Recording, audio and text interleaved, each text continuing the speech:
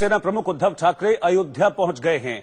आपको बता दें कि उनका ये दौरा पदभार संभालने के 100 दिन पूरे होने के मौके पर वो अयोध्या पहुंचे उद्धव ठाकरे। उद्धव अयोध्या में रामलला के दर्शन करेंगे और दर्शन करने के बाद पहले कार्यक्रम था कि वो सरयू आरती में भी शामिल होंगे, लेकिन फिलहाल जो खबर है उसके मुताबिक चूंकि कोरोना के चलते कई सारी गाइडलाइंस यूपी सरकार की ओर से जारी की गई है, इसको देखते हुए उद्धव ठाकरे अब सरयू आरती में शामिल नहीं होंगे और किसी तरह की कोई जनसभा या जो पब्लिक गैदरिंग है वो नहीं करेंगे।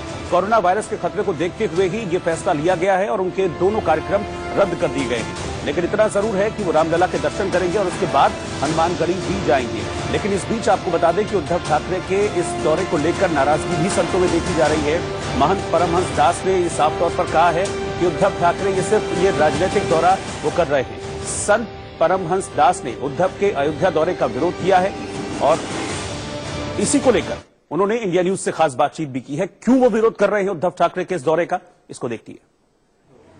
उद्धव ठाकरे की अयोध्या मुलाकात के दौरान उनको काले झंडे दिखाने की धमकी संत परमदास जी ने की थी और उसके बाद जो है पुलिस ने उनको हाउस अरेस्ट कर दिया है। आपको हाउस अरेस्ट कर दिया गया है और आपने ये भी कहा था कि आप काले झंडे दिखाएंगे महाराष्ट्र के मुख्यमंत्री को, इसलिए कि शिवसेना पार्टी हिंदू हृदय सम्राट बाला साहब ठाकरे ने बनाया था हिंदुस्तान को हिंदू राष्ट्र घोषित करने के लिए।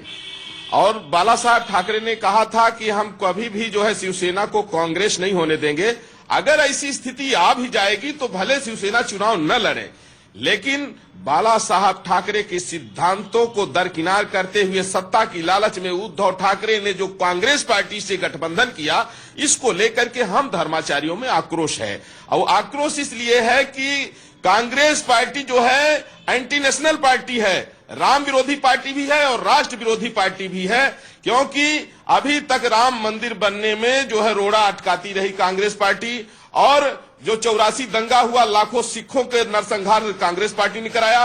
इंदिरा के समय में गोरक्षा को लेकर के हजारों संतों की हत्या इंदिरा ने करवाया था। और वो कांग्रेस पार्टी जो मुसलमानों को 40 बच्चा पैदा करने के लिए छूट दिया, हिंदुओं को परिवार नियोजन थोपा, क्योंकि कांग्रेस पार्टी की रणनीति की देश फिर डिवाइड हो जाए। और अगर आज जामिया इस्लामिया में, जेएनयू में, एएमयू में राष्ट्र विरोधी नारा लग रहे हैं, ये कांग्रेस पार्टी वहां जो है तो देश को तोड़ने के लिए फौज तैयार कर रही थी।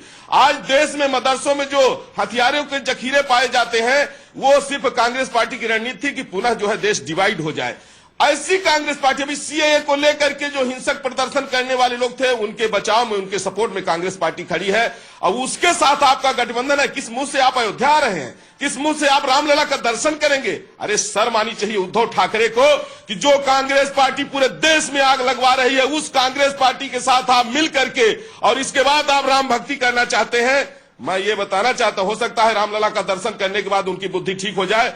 बाला साहब ठाकरे का ये जो सपना था कि हिंदुस्तान को हिंदू राष्ट्र बनाया जाए, क्योंकि वो जानते थे कि अगर हिंदुस्तान को हिंदू राष्ट्र नहीं बनाया गया तो हिंदू बचेगा ही नहीं। और जहां भी मुस्लिमों की आबादी ज्यादा हो जाती है, वहां हिंदुओं का नरसंहार हुआ है। और मुंबई में अगर हिंदुओं का नरसंहार बचा तो बाला साहब ठाकरे की देन थी, नहीं कश्मीर दूसरा कश्मीर मुंबई होता। जिस तरह से कश्मीर में मुसलमानों के द्वारा हिंदुओं का नरसंहार हुआ था, वही मुंबई में होता।